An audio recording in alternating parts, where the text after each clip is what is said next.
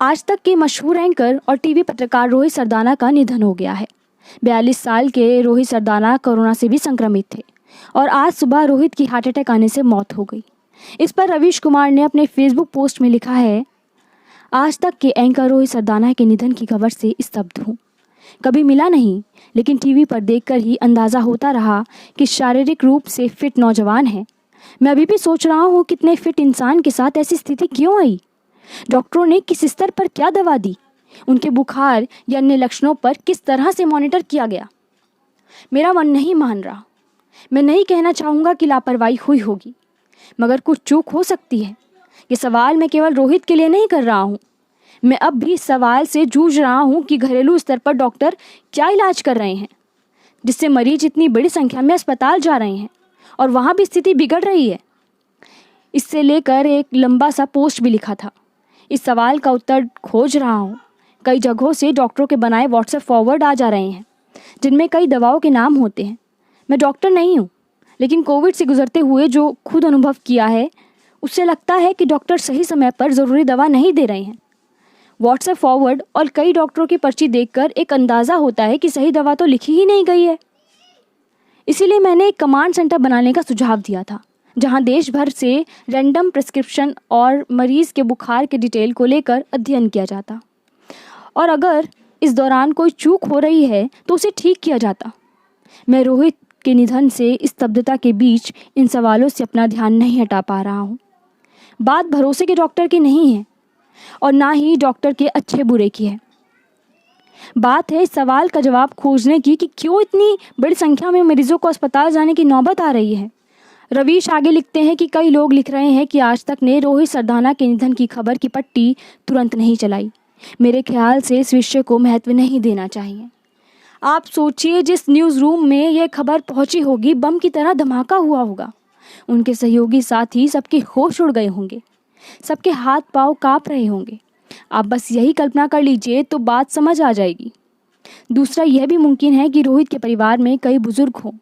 उन्हें सूचना अपने समय के हिसाब से दी जानी है। अगर आप उसे न्यूज़ चैनल के ज़रिए ब्रेक कर देंगे तो उनके परिवार पर क्या गुजरेगी। तो कई बार ऐसी स्थितियां होती हैं। इसके अलावा और कोई बात हो तो वहाँ न्यूज़ रूम में खड़े उनके सहयोगी सच का सामना कर ही रहे होंगे। बात भले बाहर ना आए, उनकी आंखों के सामने से तो गुजर ही रही होगी। खबर बहुत दुखद है। कोविड के दौरान कई पत्रकारों की जान चली गई। सूचना प्रसारण मंत्रालय उन पत्रकारों के बारे में कभी ट्वीट नहीं करता। आप बताइए कि कितने पत्रकार देश भर में मर गए। सूचना प्रसारण मंत्रालय ने उन्हें लेकर कुछ कहा? उन्हें हर वक्त प्रधानमंत्री की छवि चमकाने से फुर्सत नहीं। इस देश में एक ही काम है, लोग मर जाएं लेकिन मोदी की छवि चमकती रहे। आप लोग भी अपने घरों में मोदी जी की 20-20 फोटो लगा लें। रोज़ साफ करते रहें ताकि उनका फ़ोटो चमकता रहे। उसे ट्वीट कीजिए ताकि उन्हें कुछ सुकून हो सके कि मेरी छवि घर घर में चमकाई जा रही है। आम लोगों की जान चली गई। प्रभावशाली लोगों को अस्पताल नहीं मिला, ऑक्सीजन नहीं मिला, वेंटिलेटर बेड नहीं मिला। आप माने या ना माने, इस सरकार ने सबको फंसा दिया है। आप इनकी चुनावी जीत की घंटी गले में बांधकर घूमते रहिए। कमेंट बॉक्स में आकर मुझे गाली देते रहिए, लेकिन इससे सच नहीं बदल जाता। लिखने पर केस कर देने और पुलिस भेज देने की नौबत इसीलिए आ रही है कि सच भयावह रूप ले चुका है। जो लोग इस तरह की कार्रवाई के साथ हैं, वो इंसानियत के साथ नहीं हैं। रवीश आगे लिखते हैं कि इस देश को झूठ से बचाइए, खुद को झूठ से बचाइए। जब तक आप झूठ से बाहर नहीं आएंगे, लोगों की जान नहीं बचा पाएंगे। अब देर से भी देर हो चुकी है। धर्म हमेशा राजनीति का सत्यानाश कर देता है और उससे बने राजनीतिक समाज का भी। ऐसे राजनीतिक धार्मिक समाज में तर्क और तथ्यों को समझने की क्षमता समाप्त हो जाती है। इसीलिए व्हाट्सएप ग्रुप में रिश्तेदार अब भी सरकार का बचाव कर रहे हैं, जबकि उन्हें सवाल करना चाहिए था।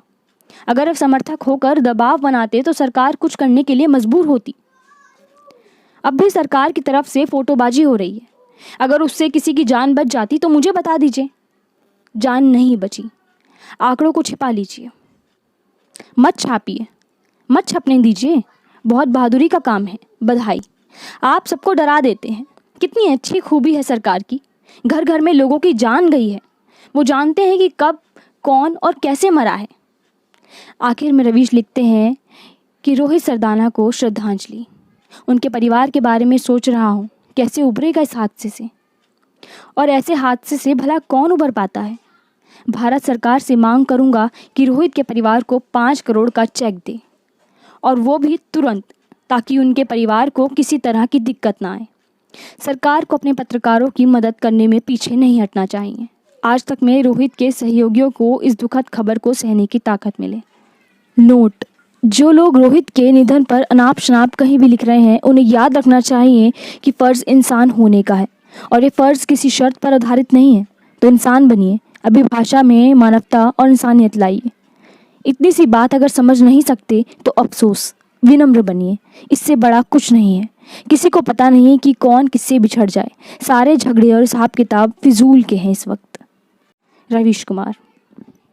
खबरों में बने रहने के लिए फोरम 4 को सब्सक्राइब करें और नोटिफिकेशन पाने के लिए बेल आइकन दबाएं।